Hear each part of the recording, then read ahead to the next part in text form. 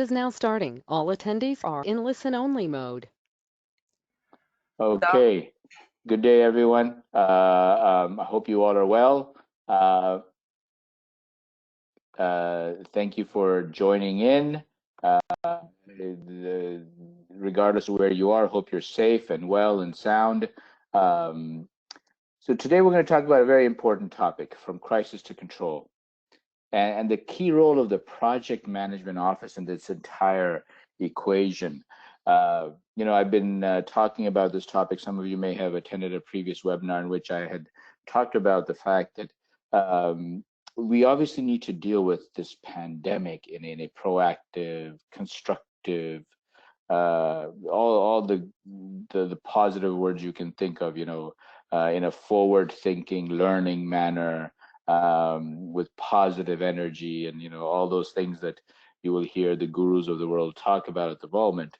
At the same time, there is a need, I had mentioned about a month ago, for us to plan for post-pandemic.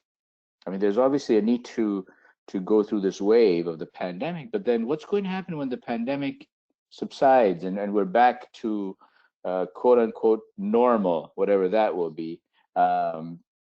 But the idea that I had predicted was that once this pandemic subsides, we're going to get hit with a floodgate of projects and requests, because there'll be a pent-up demand that the economy's been holding up globally, and suddenly now there'll be a floodgate of needs that will need to be catered to in virtually majority of the sectors of the economy across the globe. Let's see if my prediction is correct or not. We'll find out in a few months. But obviously, there's now a staged opening. I live here in the United States, and we're opening up the economy in stages. There's yet another stage opening up as of Monday, tomorrow. Here where I am in Texas, for example, and it remains to be seen what the results of that will be in the larger scheme of things. But this whole journey, and I call it a journey because a journey is never ending from a learning perspective. This journey has been an opportunity for us to understand what our calling is. So I'm going to take this to a personal level for a second.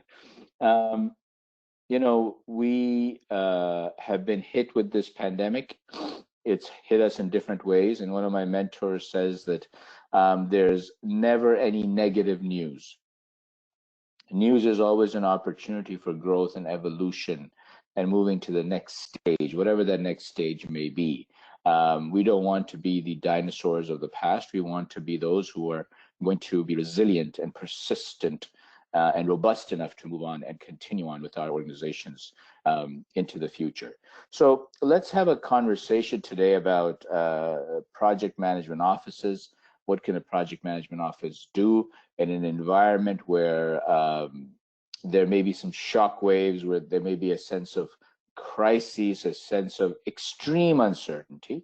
I mean, we all live in a world of uncertainty, as we know, but a world of extreme uncertainty that we've sort of gone through, and now we've interestingly enough we've come to terms with some of this, and we've actually adjusted and adapted. We've figured out how to work from home in many instances. We've figured out some safety measures for those of us who need to physically still interact in an environment where that needs to go on. So as you can see, the human is extremely adaptable.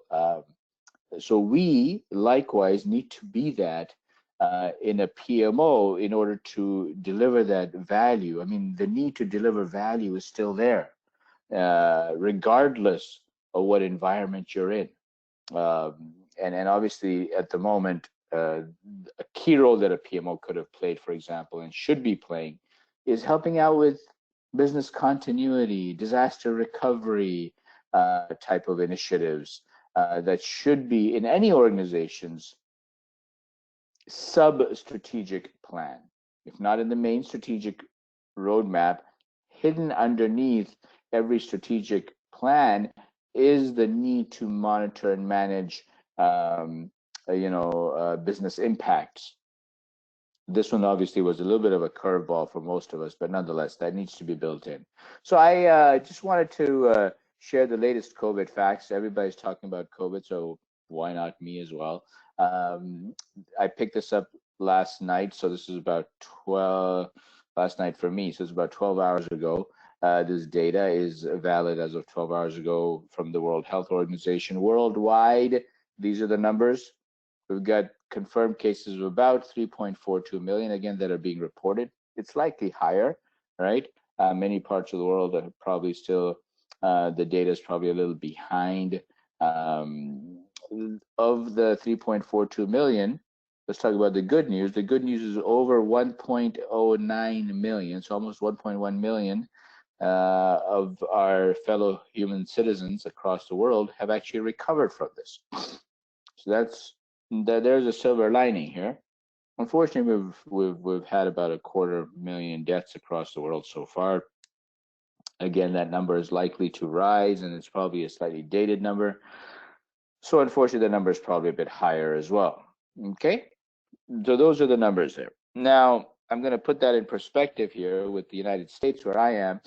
Of those 3.42 million, 1.16 is just here in the US, 1.16 million where I live. And of those, 151,000 have already recovered, and 67,000, unfortunately, reported confirmed deaths in the United States right now, according to last night's data, which leaves a significant number, about 800,000 people apparently in between, and we hope and pray for them, for example, as well as all those across the world who are suffering and who are perhaps in recovery. We hope that they will recover, and we obviously appreciate all those frontline, essential fellow human members across the world who've been taking care of us and been continuing the society. So it is obviously doctors and nurses and allied health professionals, but it's also those who have taken the time out to continue to provide services. We still have electricity, our utility services are running, our internet services are running, our telecom services are working, our security services are working. There are a lot of supply chain. While it's been impacted, we're still getting our groceries, and we're still able to meet a lot of our essential needs in society. So we're extremely fortunate to and grateful to those who have played a critical role in continuing that piece of our respective economies across the globe. One very important thing, though, for sure, is that we've all really gotten fatigued from COVID-19, and it really is time to defeat it. And collectively we can and we will do this. So we need to again maintain that resilience, which is really, really important. Something I'll be talking about in our PMO conversation today, and how PMOs can play that role. But that mindset again is extremely important. We cannot let this take us over. And if you are part of a project management organization, if you are in the project management arena, you have an extremely important role here to play, from an emotional intelligence perspective, from a social intelligence perspective, from a cultural intelligence perspective. A lot of terms I'm throwing out here. These are terms that we delve into detail in the PMO certification track, which we prepare you for. There's a course that's coming up in a couple of weeks. We're having to, due to the current travel restrictions and social distancing requirements, we're running it in a live webinar format over 5 days. Normally, obviously, we run it in person across the region, but this time we're having to run it in a live webinar format. We did it 3 weeks ago as well in a live webinar format. It was interactive and a really dynamic group of participants, and we learned a lot from each other. We're not going to let COVID slow us down. This is a really important moment and juncture for us to realize that it's important for us to press the refresh button regularly, right? It's important for us to review our own skill set as individuals. While you review your assets as an organization, you need to do the same thing as yourself. You are an organization unto yourself. You are an entire existence. And this pandemic may have given you that opportunity, and you really need to take that opportunity to periodically slow down, step back, and analyze where are opportunities for me to find improvements. And certification tracks in education are one area that you definitely need to have some sort of defined plan for in your career growth. The agenda, real simple. We're going to talk about some core project management principles during times of crises. I'm going to share some secrets to achieving successful project outcomes in uncertain times, and of course, the critical role of the PMO. Okay, so I'm going to open this up for a second. I'd like everyone, you all have your chat box open. For those of you who are willing, and I would love if you can participate and engage with me. I would like for us to have a quick mention in the chat box of lessons learned from this pandemic, from a project management perspective. What have you picked up, valuable lessons learned that we can take forward in our organizations based on this pandemic? And please feel free to put your comments in the chat box.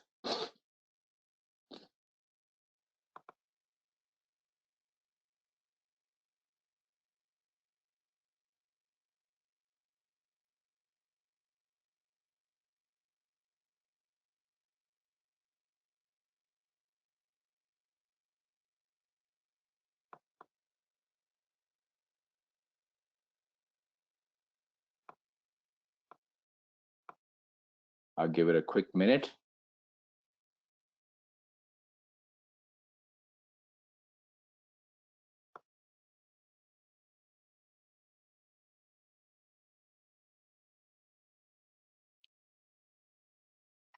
Okay, very good. Ivana,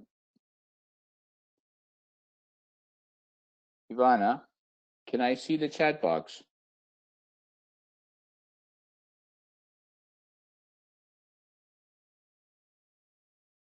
Can you see the chat box? Yes, I'm asking that. Where is the chat box? I need to identify where that is. It is on the lowest part, but I cannot see that anyone has asked or shared a comment. Okay, very good. So maybe, Okay, yeah, maybe you can repeat the question. Maybe they didn't heard what correct was asked. Thank you. Sure. And if you see any comments, since I'm not seeing it, please be sure to share it with me along the way. Any questions that may arise along the way. Thank you so much. I appreciate it. No problem. Thank you. All right. So what I was saying is it'd be interesting to hear about what lessons learned you all have had as a result of this pandemic and what you see going forward in terms of lessons learned that we can institute in our organizations. I can share with you some ideas. I ran a similar webinar here in the US for some of my clients here in the United States and Canada. And some of the ideas that were shared were the need to now really have an even more sensitive appreciation for the realities of uncertainty. Again, uncertainty is an interesting topic, right? Uncertainty is different than risks. And again, that's an area that's heavily covered in project management, but also in our PMO certification track course that we run, the workshop, the 5-day workshop. Uncertainties are beyond risks, right? For those of you who are familiar with this particular arena, I don't want to repeat the entire conversation here, but at a 35,000 foot view, risks are things that we've identified, but perhaps even had some sense of measurement around it, qualitative, quantitative, whatever that may be. But uncertainties are things that surprise us. The unknowable unknowns, as the Project Management Institute calls it, and the American Society for Quality calls it. And we're living in a world where uncertainties are increasing. We have been surprised right now with the dramatic way that oil prices have gone down, with the way the airline industry has been impacted, with the way the travel industry has been impacted like never seen before, perhaps in many of our lifetimes. It's a dramatic experience. And again, I don't want to use a negative term. I'll just use it's a dramatic experience because no news is negative. As I say, we need to, from this dramatic experience, we want to understand and appreciate and see what we can do with it in the what do you call, how we can leverage this and learn from this. That was one of the big comments. The other thing, of course, was the realization that we need to engage more on the disaster recovery business continuity side. As a PMO, that might be an area that we typically have not played as important a role, but for us to partner up. So over the last 10, 15 years, I've seen in the industry that project management offices have effectively, in many, many organizations, have effectively connected with change management.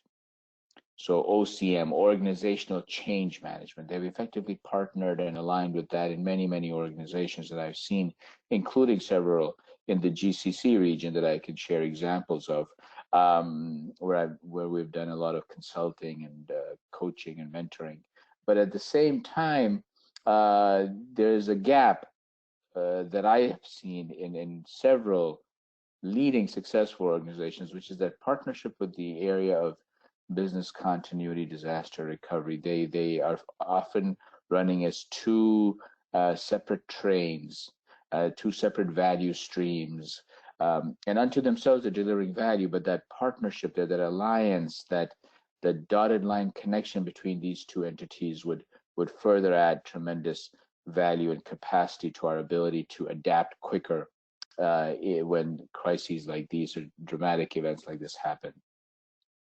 Nonetheless, let's get into our conversation and see what drives this whole area.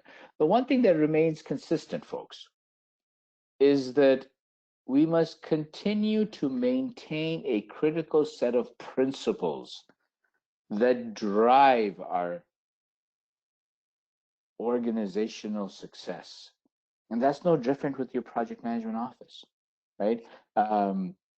PMOs need to have that blessing from the top. For example, there are a number of principles that you could adhere to and you would establish. Now, principles are things that are everlasting. These are principles that don't change with time necessarily, don't change as quickly with time. For example, you may have principles in your life that you will be honest, that you will be time conscious, right? When you make a commitment to be somewhere at 10 p.m., you'll be there at 10 p.m. When you set up a meeting with me at 9 a.m., you will turn up exactly at 9 a.m. You respect my time, respect your time. You'll be honest and ethical in your dealings. So, you know, we establish principles in life, right? Personally, the same thing applies to organizations, and the same thing should apply to PMOs. Everlasting principles, or principles that have a long-term shelf life, if we may call it. Now, how those get implemented would be different from organization to organization. Like, you wish to be honest, well, how you decide to be honest may be a little different than someone else. You wish to be on time and you respect people's schedule. Well, for you, you might set an alarm clock on your Apple Watch, and I may set it on my, iPhone, and we may have different approaches to the way we articulate and practically implement these principles. But there are some underlying principles that need to be there, and it does not change with a pandemic. In fact, these principles guide us during such pandemics and during such crises, and to bring that control into our environment. While everyone else around us is getting exuberant and overexcited, we're going to leverage our emotional intelligence, our social intelligence, our cultural intelligence. Key topics, as I said, we talk about in the 5-day certification track. We will leverage those capabilities and those knowledge bases that we have learned and practiced to actually apply these principles. So we'll go back to our principles within our own respective PMOs, and we will see how they can be guiding principles during such emergent moments. Now, as I said, one of the first key principles, without a doubt, for you to be part of an effective project management office, whatever it may be called. So they're called portfolio management offices, program management offices, centers of excellence. We're also seeing the name Agile Management Office. Some of our clients in Dubai, we're seeing that. Agile Centers of Excellence, other organizations that are adopting SAFE, the large-scale Agile framework, We're seeing safe centers of excellence. For example, Chevron here, here in Houston, where I reside, Chevron has a safe center of excellence. Nothing but a PMO, basically, with a new brand and a new name to it. One of the very critical things is to have that important support and sponsorship from the top. Right? Executive sponsorship, senior leadership sponsorship. That makes it extremely important. It gives you referent influence. One of the two types of referent influence is this by referral, right? It enables you to be an effective change agent, crisis leader during such times when you have that effective structure, right? That's an important principle to keep in mind. Another important principle would be that, you know, we need to in advance have a governance structure of some sort, some rules of engagement. So, you know, at a team level, when you and I work in a team of 6 to 8 or 10 people, we tend to, you know, establish some ground rules, some rules of engagement, some decorum for how you and I will engage and participate, what our roles and responsibilities will be. We'll establish a simple RACI diagram: who's responsible, who's accountable, who's to be consulted, who's to be kept informed. That's at a small team level. Well, why don't we do that at a higher scale? We need a governance structure, a clearly transparent, extremely visible, extremely easy to understand governance model that'll guide us through this. So when we get hit with such crises, who do we turn to? Where do we go for financial questions? Who do we go to? For IT questions, who do we go to? What's the decision-making model going to be during such a crisis? What is the succession planning within an organization? When I used to work for the Canadian government, I spent 3 years working for them. We had a model that during any emergency or crisis, we had a 50 list personnel list. So all the way starting from the premier to the deputy premier to the minister to the deputy minister, we had a list of 50 participants for succession planning. So the premier is not available, we get in touch with the deputy premier. Deputy premier is not available, we get in touch with the minister. Minister not available, we get in touch with the deputy minister. If he or she's not available, we get in touch with the assistant deputy minister, and so on and so forth. There was a list of 50. We had a plastic card that we were required to carry in our wallet, because the expectation was that if we get hit with a significant emergency or crisis, the internet will not be available. Our electronic tools may be down. And that's exactly what happened when we got hit with a hurricane a few years ago in Eastern Canada, and we lost our electrical and internet functionality and capabilities. So that plastic card became very useful with contact numbers and you know, old school home telephone lines. If any of us still have those, I don't know if any of us have home lines anymore, but some probably still do. So a governance alignment, a governance structure, which is clear to the organization, which isn't too confusing, that is shared with participants, so they know what is happening when we get hit with such a structure, is important. The other thing is just a PMO can be an extremely valuable partner during times of crisis as that conduit for sharing transparent, updated information. As you and I know today, we're getting hit with all kinds of information on COVID. Majority of it is probably not even corroborated. You know, it's inaccurate. It's false information. And it is very difficult to decipher the truth from falsehood, right? We're just getting inundated with information on Facebook and Twitter and this news channel, that news channel, and it's easy to get confused. The same thing can happen in organizations. Your organization, the unofficial communication, the rumor mill can start, and it can create anxiety and panic attacks, and further, it can be a further source of distraction from people who need to be delivering value. We don't want our organization, our most important resource, our human resources, to be stuck in rumor mongering or stressing or panic attacks. We want them to be delivering value. We want them to be making sure there's impacting positively, continue to impact our vision and our mission and our goals, right? We need to be catering to our clientele instead of stressing out and having panic attacks. So one of the very important areas, again, that a PMO can play is in making sure that we are the conduit and the source for providing accurate, timely, relevant information. Again, if we're plugged in appropriately across the bloodline of the organization, we have the capability to do that. And we're seen as a trusted source of news. We're seen as a trusted partner of integrity that delivers information with no agenda of our own other than to share the collective's common good. So we're here to share information that will be beneficial to the collective, for the collective, with again, a very transparent, open sort of approach to things.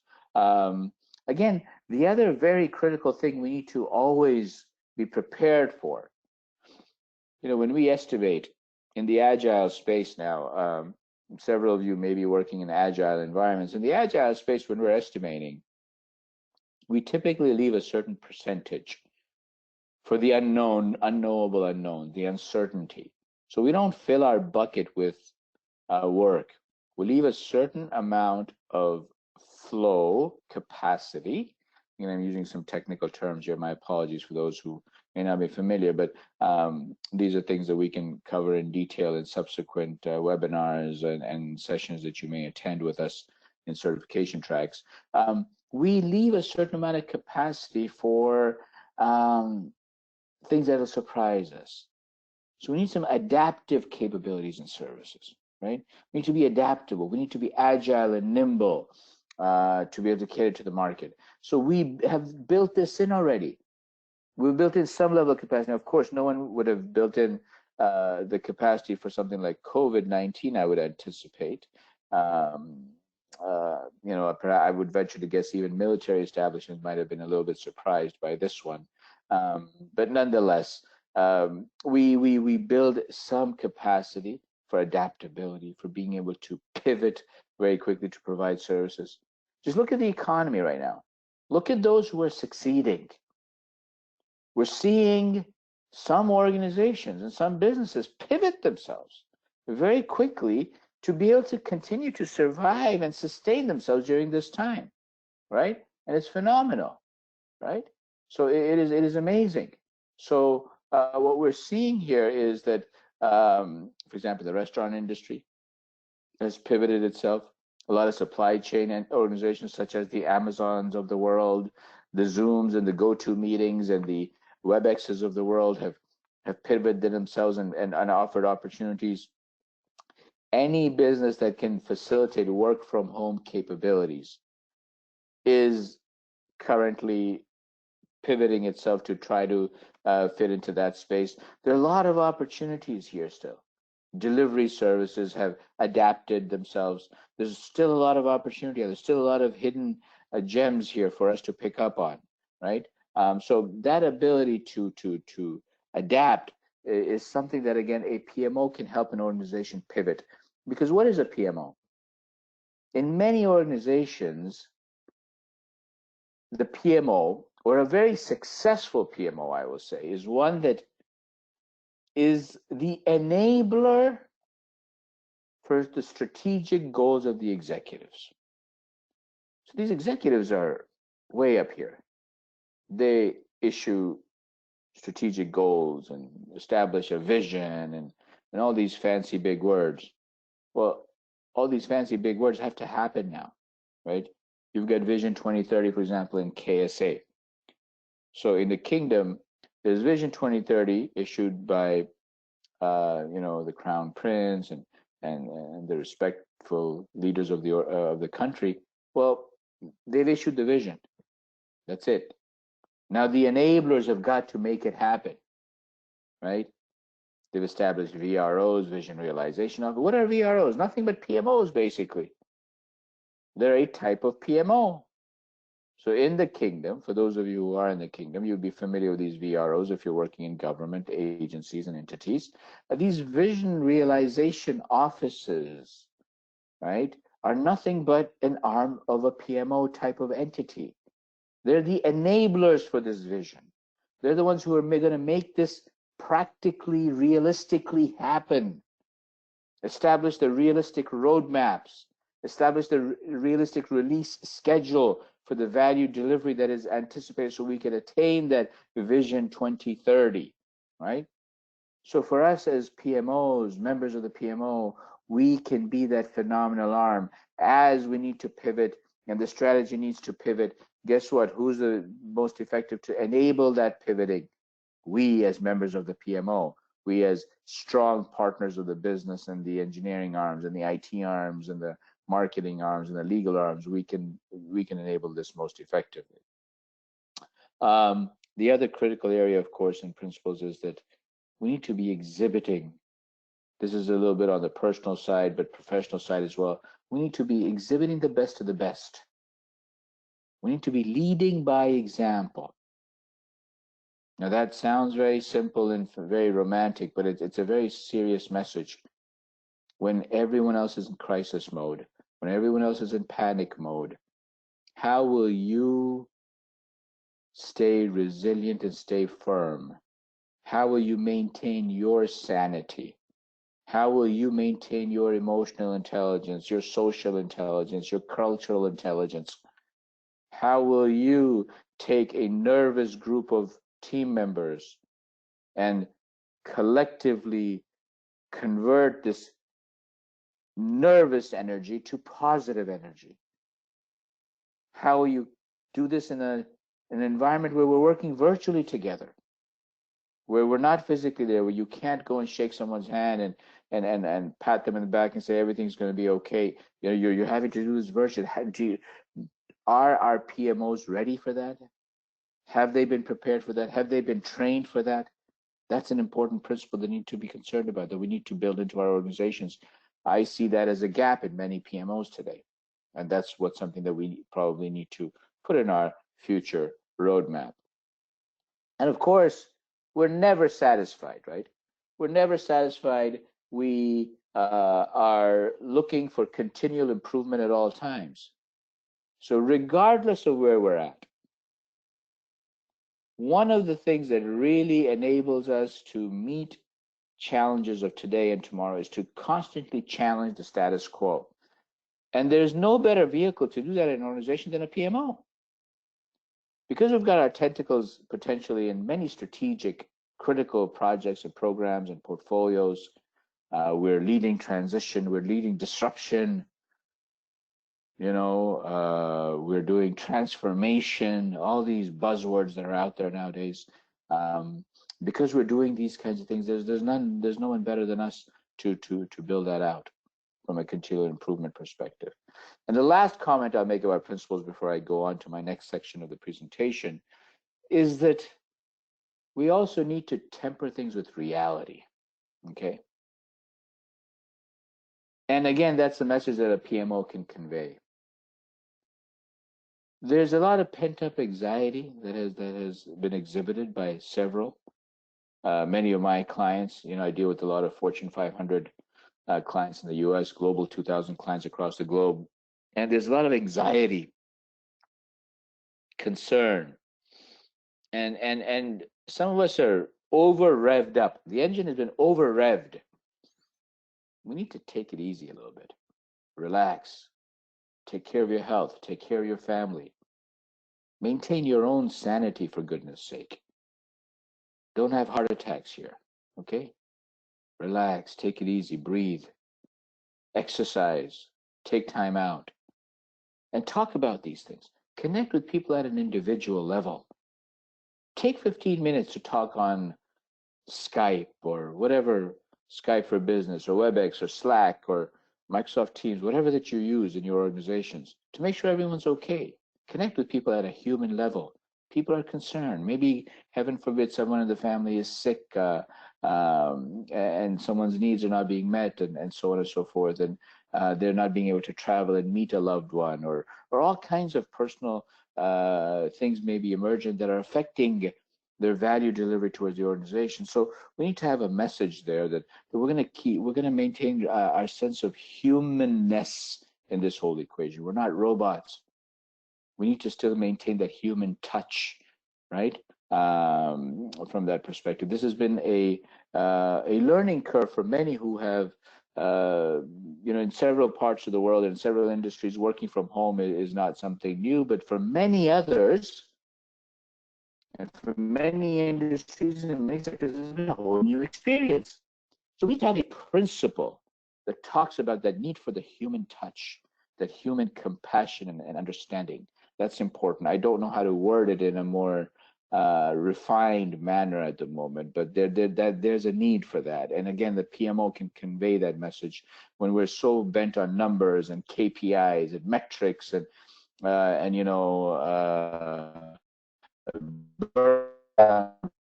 the velocity chart, CFD diagram, this diagram, that chart, that dashboard. Amongst all these dashboards, where's the human dashboard? Where's that realization that we are one big family? And I think the most humbling thing we all will learn to hopefully respect and enjoy when we come out of this pandemic is the fact that we're all in this together. The beauty of this pandemic, I say it's probably the best news that I see from coming out of this pandemic is the fact that we realize that we're so interdependent on each other. That the only way this pandemic brought control is collectively establish social distancing.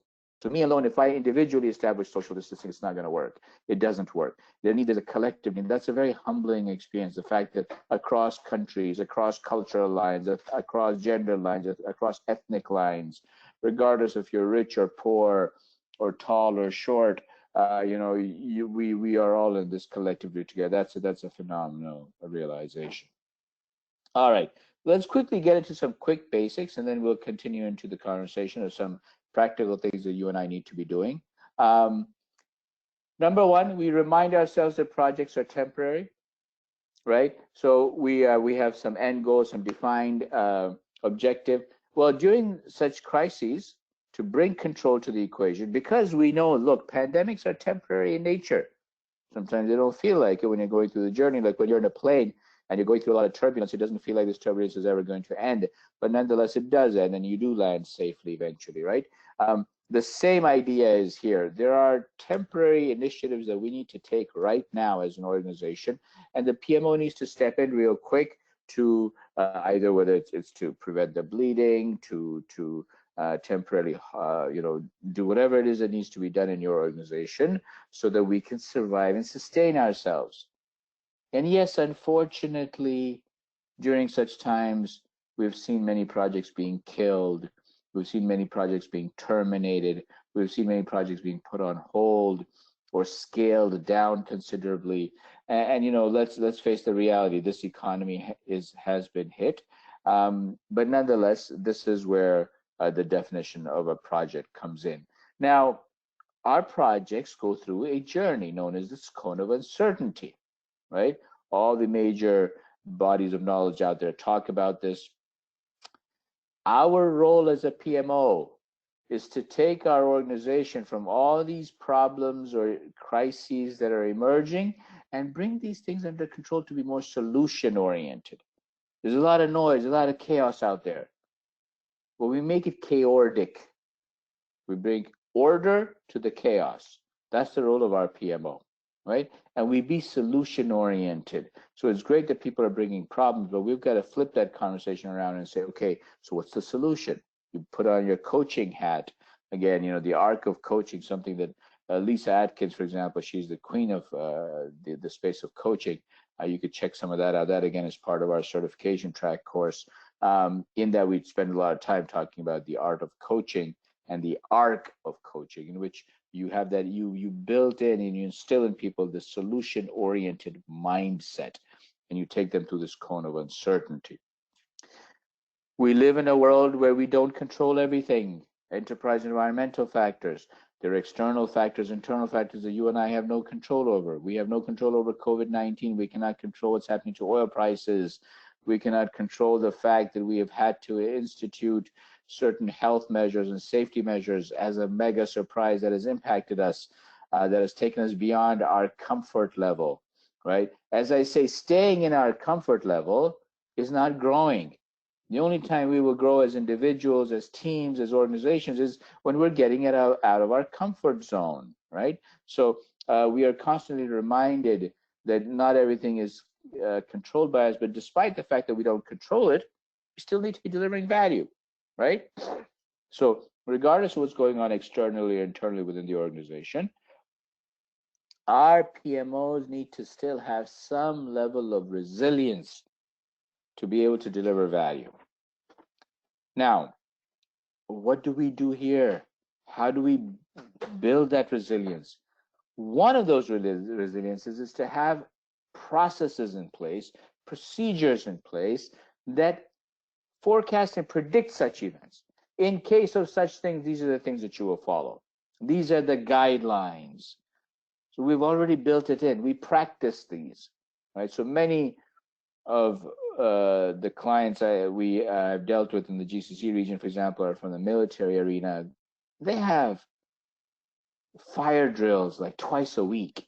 So when I'm on site doing consulting or training or what have you, and they are able to evacuate the building whiz bang. It's amazing because they're so well trained. They have policies and procedures in place. They have guidelines in place. They've been trained on it. They can evacuate the building in such a short period of time, whereas the rest of us would take 7-8 minutes to evacuate a building. 7-8 minutes, by the way, is too much in a typical building structure. So that training needs to be improved. That's outside the scope of this conversation. The other really important area with organizational process assets is this corporate knowledge base, right? So having that historical knowledge base by capturing lessons learned, by capturing metrics for events that are happening right now will enable us to develop very valuable proactive approaches in the future. COVID-19 has happened today in the year 2020. We have no idea what else could happen in the future. Oil prices have crashed to perhaps unprecedented levels. Oil markets obviously fluctuate, commodities fluctuate, but right now it may be to some extent a little bit of an unprecedented level as to what's happened in the last few weeks. We will be hit with some other crisis, no doubt. It's not if, it's more a matter of when, right? And we need to be prepared for that. So a corporate knowledge base, and PMI has spent a lot of time in this area now. Project Management Institute, in their PMBOK guide, the 6th edition, which is still valid till the end of this year, in that they brought in a process called managing project knowledge, right? And that ties in with this knowledge base for sure. So we need to have project resilience, the ability to deal with the unknowable unknowns. That needs to be built into our PMO structure and our framework. And there are a number of different PMO frameworks and structures that are seen as the best of practice that we will discuss in detail in the certification track course. But that, nonetheless, that mindset, that project resilience mindset is very, very important, right? And tied to that is this idea of VUCA. So VUCA is a term that has become extremely popular, more so now with COVID, but this is an idea that's been around for about a decade or so, right? It came out of the US military, for those of you who may not have heard of it before. VUCA is now mentioned in every agile, project management, business analysis, Lean Six Sigma certification track course with good reason. We live in a world of more and more VUCA. This is mentioned, for example, in the PMBOK guide and everywhere else, right? We live in a world with increasing volatility. No surprise to you. We live in a world with increased uncertainty. We live in a world where things are getting more complex. Now, complexity is a very interesting English word. It's different than complicated.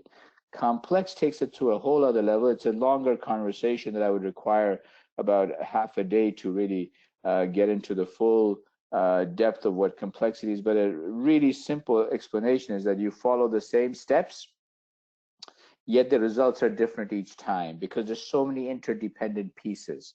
So you leave home at the same time every day in your same car. You leave the house at 7 a.m. every single day, driving in the same exact car. You're the same driver, yet you don't get to work at the exact same time. Some days you get to work in half an hour, some days in 45 minutes, some days in 20 minutes. Some days you have to turn around because there was a major accident and the roadway is blocked completely for the day. So that's complexity, where there's so many other interdependent pieces that are affecting what you are doing. And we need to be prepared for that. And then ambiguity.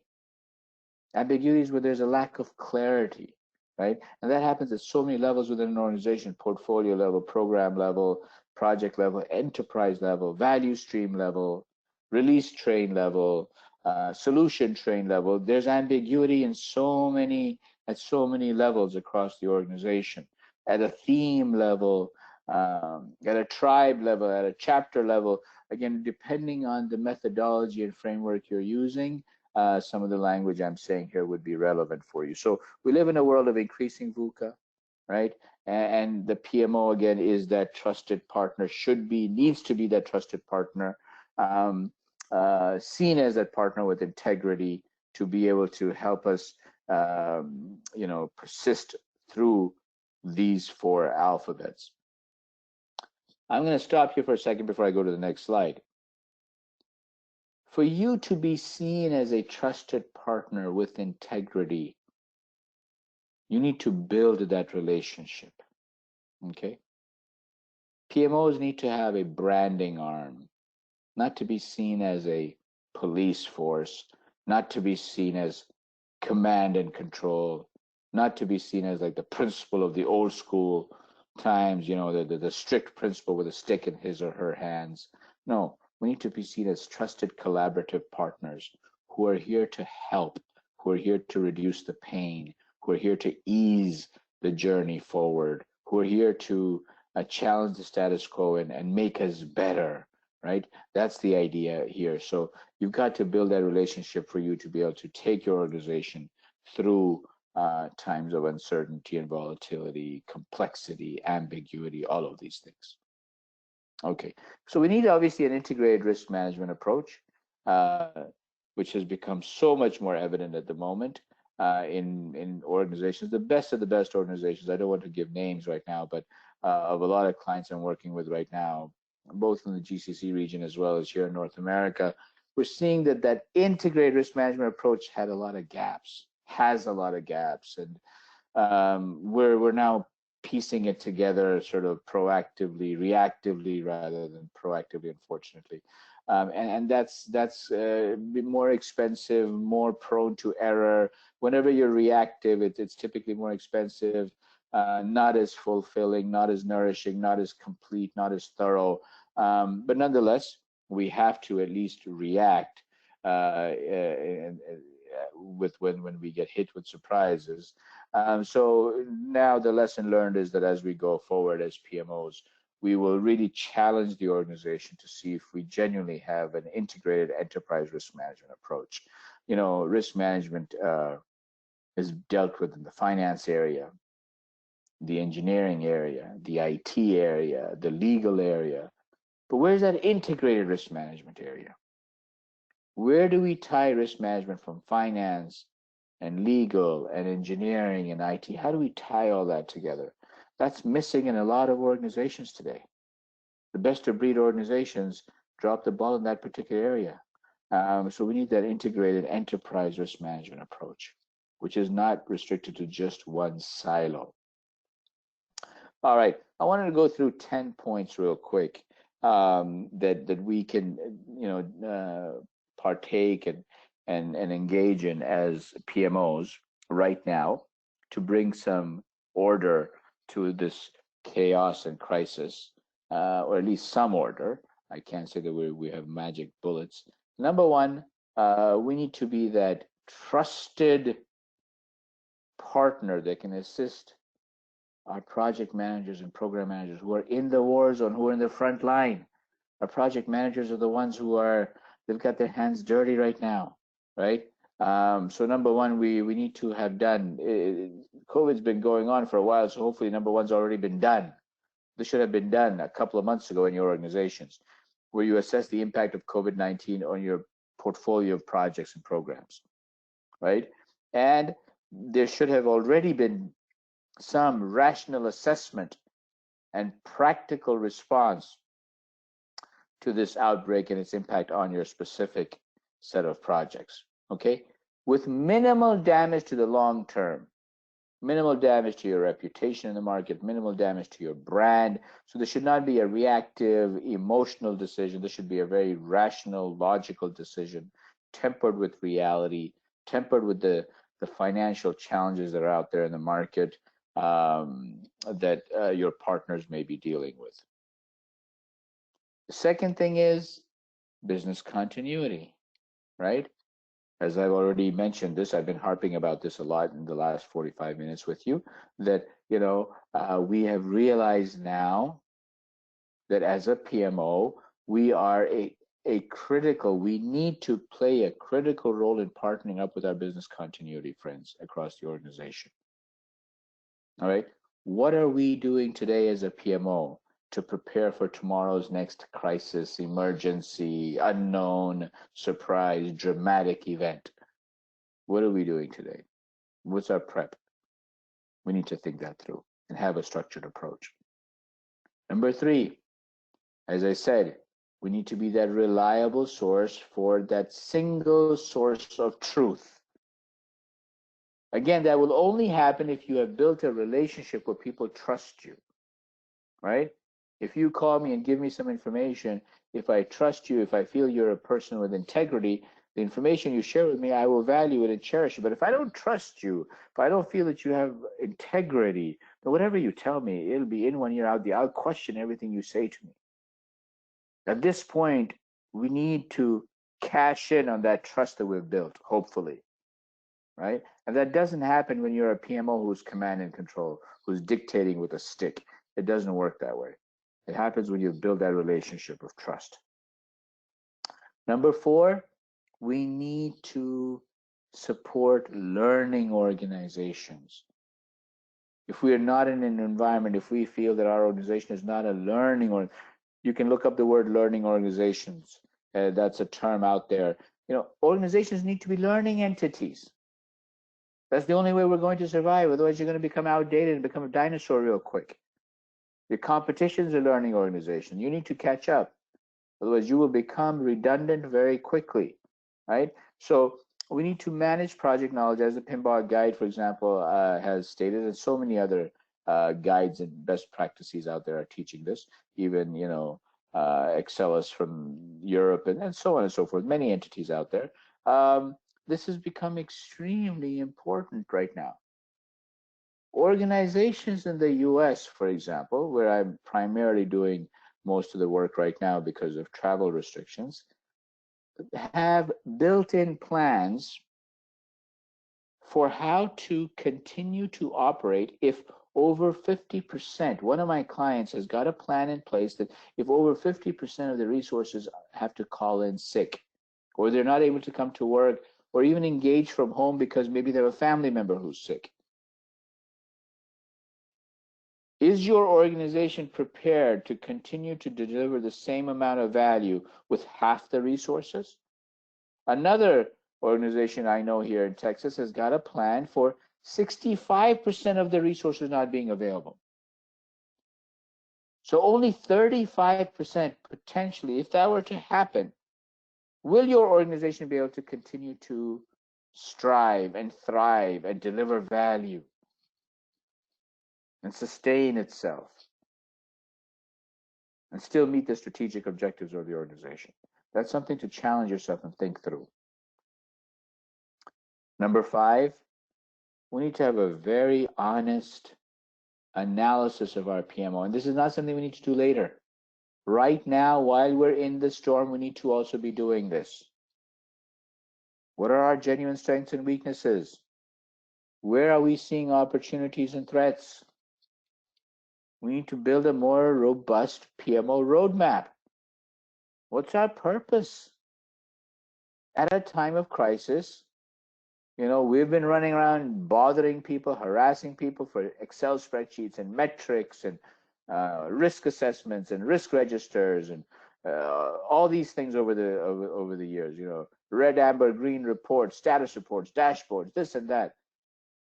Have we stepped up to the plate now? And have we been able to turn around and deliver value to our partners in the organization? Have we been able to be a source of support right now?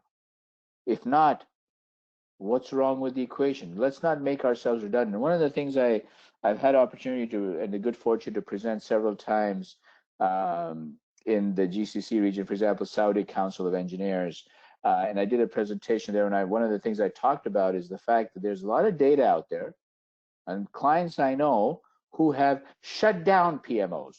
Why? Because they were no longer continuing to deliver value. We don't need a PMO that's futile in existence, that's not delivering any value towards the organizational objectives. We need a PMO that's continuing to be engaged in delivering value and reducing our pain point. So don't become the dinosaur PMO, become a PMO that actually emerges and is seen as a value delivering partner. Number 6, make sure that your PMO is realistic, the roadmap, okay? Don't overpromise, okay? Keep it challenged, but make sure this roadmap is clear for people, right?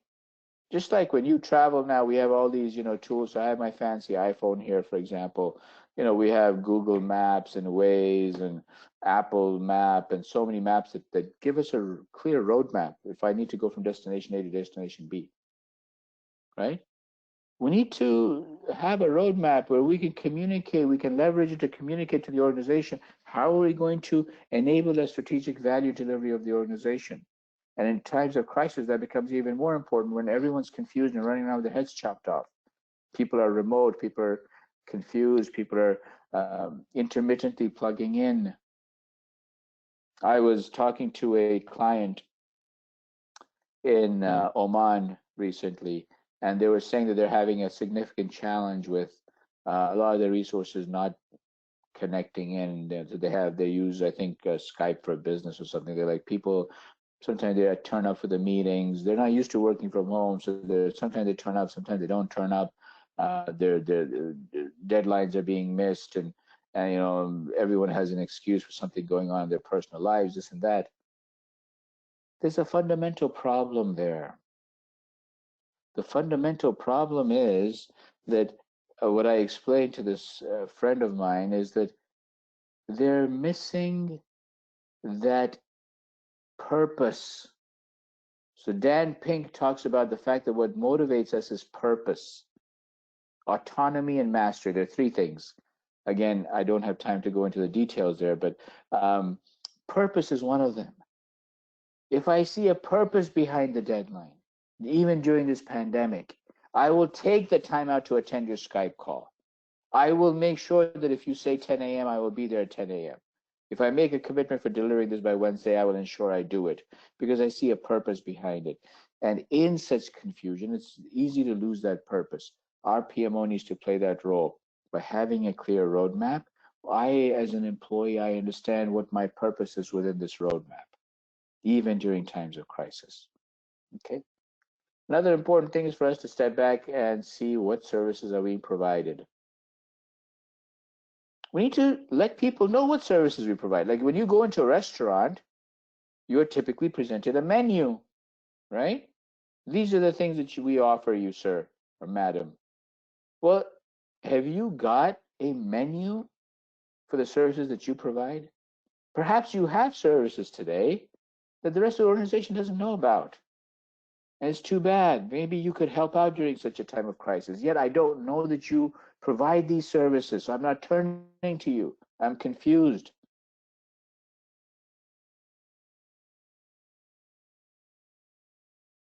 Number 8, as I said, stay connected to the people, right? So I have been pushing for this a lot with the clients I'm working with right now. So here in the US, for example, Friday afternoon, I mean, you know, people are pretty mentally exhausted. It's a good time to have a virtual coffee break. Have virtual lunch with someone. Have a virtual meeting, working lunch meeting, where you're sitting back, Okay, you have some work, but you just sit back, relax, chill, talk about life, talk about baseball, football, the weather, whatever. Just check in on each other. How you doing? Don't make people feel like they're alone in their own worlds. No, we're not on separate islands. We're all in this together. Okay? But take some time out for this. This is very, very important. Stay connected, extremely important. As I said, lead by example is extremely important. That principle drives down here. Um, make sure that you are exhibiting more so right now that emotional intelligence, social intelligence, cultural intelligence right now. You should make more effort because obviously for many of us, we're talking about working from home and remote engagements and remote touch points. And by the way, when I talk about the team, I'm including our vendors, our partners. We have to have a sensitivity to them as well. Okay, we want them to be successful so that we can collectively work together. And this is a great opportunity. This is my last point here in terms of the 10 points I wanted to share with you, that this is a great opportunity if things are slower in your organization. I'm telling you, my personal prediction is that once this COVID crisis is resolved, once we have a cure, once we have a vaccine, as soon as this fiasco is over, this entire pent-up demand for projects is just going to come bursting out like a pipeline that just burst now. And it'll be like a traffic jam. We won't know what to do with it. We'll be so busy, but we'll be working 6-7 days a week. Okay, it's going to be insanity. If you have some downtime right now in your organization, in your teams, this is the time to grow your organization. This is the time for people to learn. Those of you who are taking time out this evening, I commend you for doing that. I know for many it is Ramadan, and the energy level might be a little bit constrained, but nonetheless, it is commendable. It's the time to perhaps press the refresh button, learn some new skills, get some new capabilities, enhance ourselves, learn Excel, learn something new about PMOs, get certified in something, grow ourselves, evolve ourselves, right? We need to do a skills inventory. What are we lacking? What areas do we need to focus on? Where do we find growth opportunities? And the other last absolute critical thing is self-care. So I just saw a Harvard study last night where it shows, and this is as much for me as it is for you. It's easy to forget to take care of ourselves. 35 minutes of basic exercise. I'm not talking about you needing to become Arnold Schwarzenegger and being able to lift half the planet in your arms. I'm talking about just basic exercise of 35 minutes a day helps reduce depression considerably. And it's a long study. I'm just copying the title. If you just type in that title, you will come across a Harvard study that just came out yesterday. It's a new study, and it's very, very interesting. So self-care is very important, folks. We're all going through some level of anxiety ourselves internally, right? So it's important for us to take care of ourselves. Otherwise, we're not going to be able to deliver value to the organization. We don't want to be a liability to our family and friends and the organization. We want to be that positive contributor back, right? And that requires us to have an element of self-care. Otherwise, we will take people drowning with us instead of saving people. All right.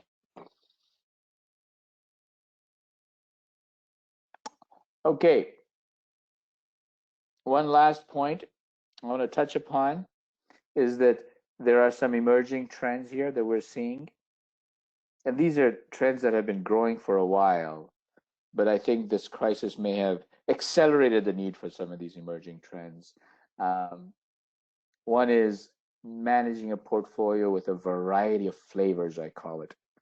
So, agile approaches, more waterfall/predictive approaches, some hybrid approaches, lean approaches, disciplined agile approaches, safe approaches, less approaches. There are many different techniques out there that we go into detail in several of our certification courses. Now, another key thing is managing portfolios with virtual teams. How do you manage a value-driven portfolio with virtual teams, ensuring the value stream is still happening, ensuring the flow is continuing, where we're minimizing muda or waste along the way. How do we keep people engaged so people feel like they still have a career path? I mean, I'm sitting at home alone in my pajamas. How do I feel like I'm part of a professional organization where I have a career path and I'm still, feeling excited about turning up for work and all those kinds of things? We need to actually develop very specific training in organizations, and this can be easily done internally. You don't need to bring in some outside fancy expensive consultants. You can internally build this, but you need to build in very structured training for how to work virtually. How do you work remotely? I have a very good friend at State Street Bank here in the US, and he has been working from home for 7 years, and he's actually written for State Street, he's written guidelines for his team on how to effectively work from home. You need to get into a psyche, you need to have a certain physical space, you need to have a home office environment, you need to get dressed and look professional for the day and feel professional for the day. How do you build a barrier between work and family when you're sitting at home and working in a home office type of environment? There are a number of things. What kind of, technical setup, table setup, desktop setup do you need to have? All those kinds of things need to be thought through in there. All right, so quick recap. We talked about the fact that there are some core project management principles that can be leveraged during times of crisis. We are talking about the cone of uncertainty and a resilient approach where we are able to manage VUCA. A PMO that's partnered there will help you maintain that cone of uncertainty and maintain the VUCA in our lives at this particular moment. But we're also forward thinking. We're also thinking about what's going to happen post-pandemic and prepare for the onslaught of projects that we anticipate once the floodgates open. We talked about these 10 secrets of achieving successful project outcomes during times of uncertainty. How do you bring that control in this chaos using the PMO? It's a critical role, folks, that you and I can play if we're part of a PMO. And if you're not even part of a formal PMO, you can take back some of these principles and apply it in your own departments and teams, your own centers of excellence, things of that nature. Again, we're seeing some light at the end of the tunnel in some places. Numbers are still depressing, unfortunately. Last week we saw some of the highest number of fatalities for COVID-19, but some of the experts out there are telling us, and I remain hopeful. As I say, there's no negative news. The news is just an opportunity for us to grow and evolve and get us to the next stage. There is an opportunity here. Eventually, this will come to pass. We obviously need to be realistic. We need to be careful. Take care of yourselves, take care of your team, take care of your family, take care of your communities that you're in. Respect the rules of law that are being implemented regardless of which city, state, country you're in right now. Honor those because when we're in this together, we can do it. Individually, we're not going to succeed in defeating COVID, but we need to enough of COVID-19 now. We need to defeat it. We need to move on with our lives because we've had enough of this monkey business with this COVID-19 silliness. But nonetheless, everything needs to be tempered with reality. The scaled agile framework, which is one of these large-scale agile approaches, in that they talk about relentless improvement and all those things. But one very key principle they have in that is you have to take a practical view of things. You have to see things with a practical, real lens. So whatever crisis you're in, whatever emergency you're in, whatever industry you're in, maintain that practical, solution-oriented approach, please, which is easy to say. And and difficult to do when you feel a little overwhelmed. If there's anything we can do, for example, to a partner organization, for example, there are receivables. I'll give a simple example on the financial side. We have receivables from our partners, maybe. Maybe we can give them some extended payment terms. If our cash flow can handle that, if you have an area of influence in that area, build that out, give them the capacity, give them that elasticity. Their success, their survival will help you in the future when you need their services again, once we're back to quote unquote normal again. Okay? So that's the information I wanted to share with you today. I appreciate everyone plugging in. If there are any questions, I'm happy to address them. I just again wanted to just remind everyone, yes, of course, work can totally be done if it's not even if we're not in the office. 100%. This is, that's 100% true. Now we live in a world where we're working location independent, right? We have teams across the globe. This presentation right now is taking place. We have attendees from several countries in this several time zones, yet we're able to engage and have a conversation and discussion that is hopefully valuable for us as a collective. Again, as I said, there is an upcoming certification track course for project management offices where you become a project management office professional. I would encourage those of you who are interested in a deeper dive conversation on this to connect with my colleague at LEORON and consider enrolling yourself for that 5-day program. It's coming up soon in the next couple of weeks. If there are no other questions, I'll turn it over to Ivana. If there are any questions, I'm happy to address them. Thank you, Has. It was really beneficial and of huge value to hear all of this. I've checked and there are some interesting questions which can be found in the field under questions. Okay. If we're not running out of time, maybe we can go quickly through them and to check, maybe to answer or to share some of the comments because they're only visible to us. What do you think? Okay. Do we have a couple of minutes maybe to check some of them? Sure, please, absolutely. I'm actually, I don't know if I can see them, so do you mind just reading them out to me? Yes, absolutely. I found one comment which was really interesting, which says that technology is not an option any longer and it is mandatory, especially after this pandemic situation. So I believe that even after this crisis, it would be even more important to find the way of implementing the project management and as well another possibilities for working from home, working remotely, and in order not to be delays or cancellation when it comes to the projects field, I believe we will have to work even stronger so we can find the possible solution to this. What do you think? Absolutely, that's so true, and we're seeing that happen.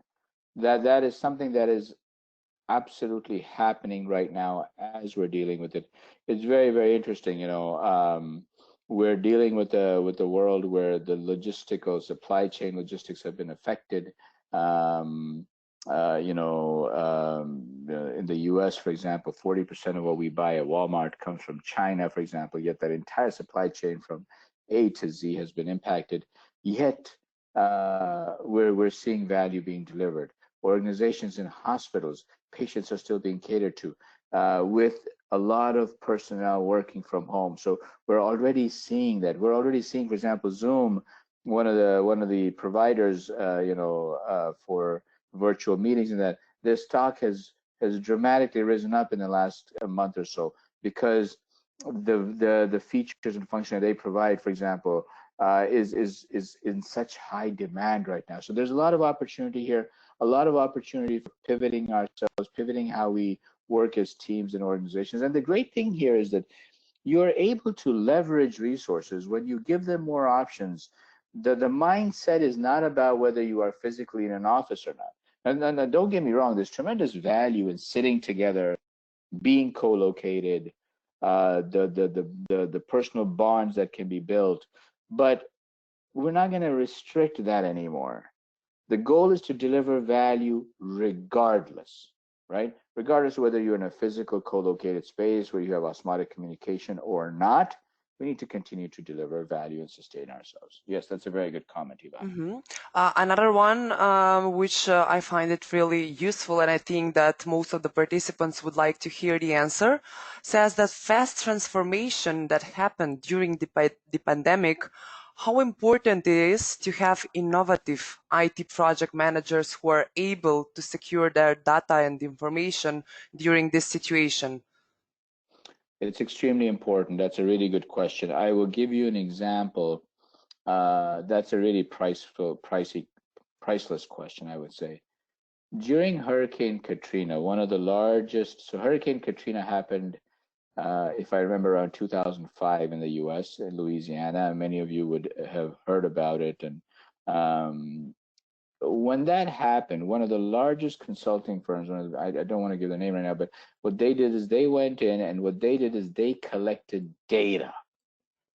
They sent in an army of folks to go into New Orleans and just collect data. So they were walking around, taking pictures, making audio notes, collecting videos of things that were going on.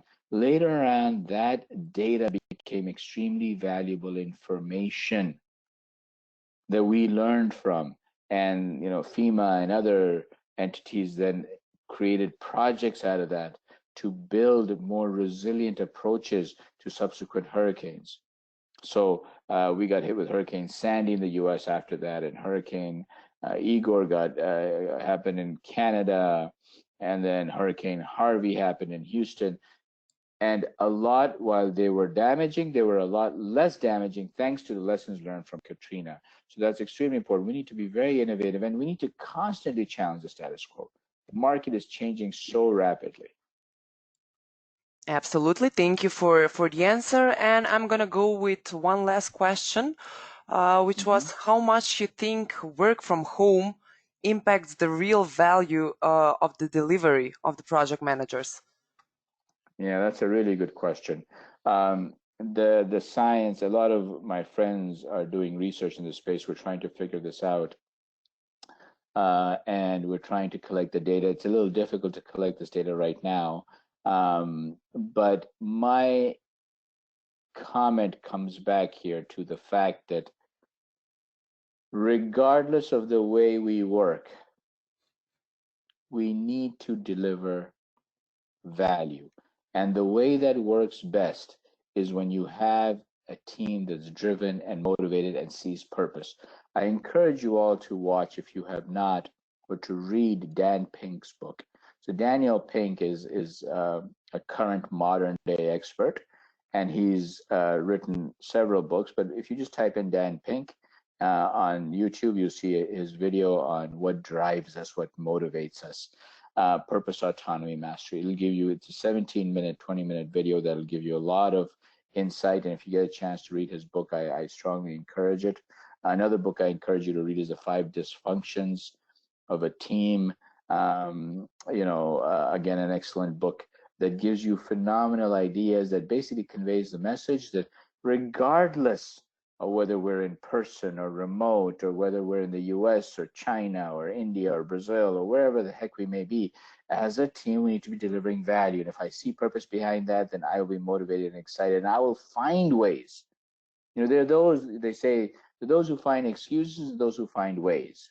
So we need to be amongst those who find ways to deliver value. Absolutely. I would definitely agree with you because it is critical to have a clear goal and all of us to work directly to fulfilling this goal and towards the same goal as before. We have faced in today's time that many of the things that were impossible in the past are now definitely possible, and we are doing it actually because we are in a situation where we cannot act under different circumstances. So I believe that technology has allowed us a lot of things, and we should definitely embrace the benefits from using and from having this type of technology. Absolutely, absolutely. If that would be all, I would proceed with closing this webinar. Thank you on behalf of Mr. Hasnain and LEORON Professional Institute for attending and for joining this webinar. I really hope that it was of huge value for you, that you learned something else, and that maybe we did motivate you to start investing into something which will lead to a higher value in the future. I really hope that I will see many of you on our future webinars and courses, and the travel does not end here. I'm looking forward to many successful projects with you all. Thank you very much for participating, and stay safe and healthy, you and your families. Have a nice evening. Thank you, Ivana. Take care. Goodbye. Bye-bye.